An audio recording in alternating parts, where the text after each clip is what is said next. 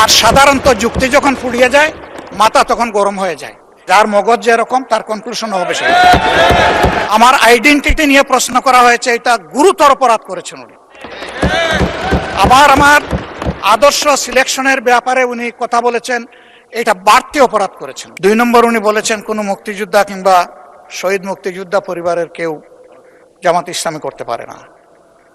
তাহলে উনাকে জিজ্ঞেস করে করা লাগবে? যার মগজ যেরকম তার কনক্লুশন হবে সেই। মাননীয় স্পিকার, আপনাকে ধন্যবাদ। আমি শ্রদ্ধা রেখেই বলতে চাই, মাননীয় সংসদ সদস্য বয়সে আমার বড়, তিনি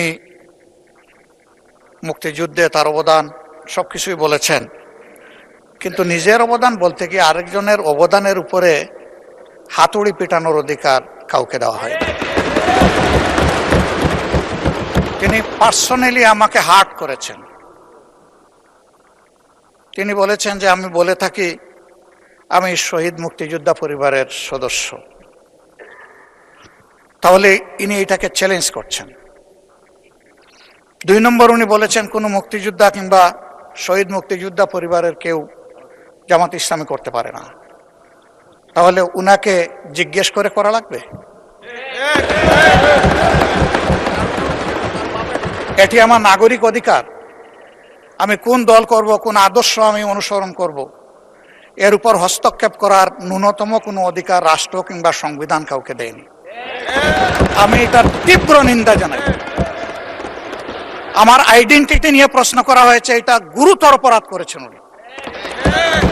আবার আমার আদর্শ সিলেকশনের ব্যাপারে উনি কথা বলেছেন, এটা বাড়তি অপরাধ করেছেন।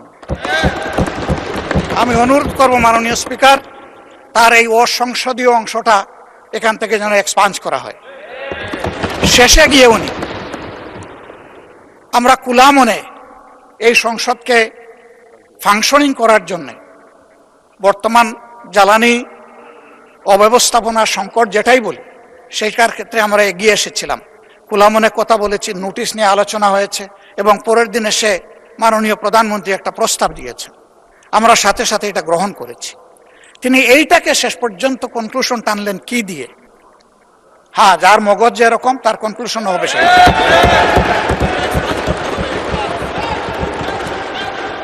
তার মতো একজন প্রবীণ ব্যক্তির কাছ থেকে, রাজনীতিবিদদের কাছ থেকে আমি এই ধরনের আচরণ আশা করিনি। আমরা এখানে প্রথম দিনই বলেছি ভালো কিছু শিখতে এসেছি। কাউকে হিট করা, গালি দেওয়া, এর মাধ্যমে বড় কিছু অর্জন করা যাবে না। কিছু গোলাবাজি হতে পারে বড় জোর, কিন্তু তার চাইতে বেশি কিছু হবে না। আর সাধারণত যুক্তি যখন ফুরিয়ে যায় মাথা তখন গরম হয়ে যায়। একটা প্রবাদ আছে, রেগে গেলেন তো হেরেই গেলেন। আমরা সবাই মিলে হারতে চাই না, আমরা সবাই মিলে জিততে চাই। এই জন্য সবাই যেন মাথাটা একটু ঠান্ডা রেখে যুক্তির সাথে সত্য নির্ভর কথাগুলা বলি, তাতে অবশ্যই দেশবাসী উজ্জীবিত হবে, এই সংসদের প্রতি মানুষের আস্থা তৈরি হবে এবং দেশটাকে নিয়ে সবাই মিলে আমরা সামনে এগিয়ে যেতে পারবো।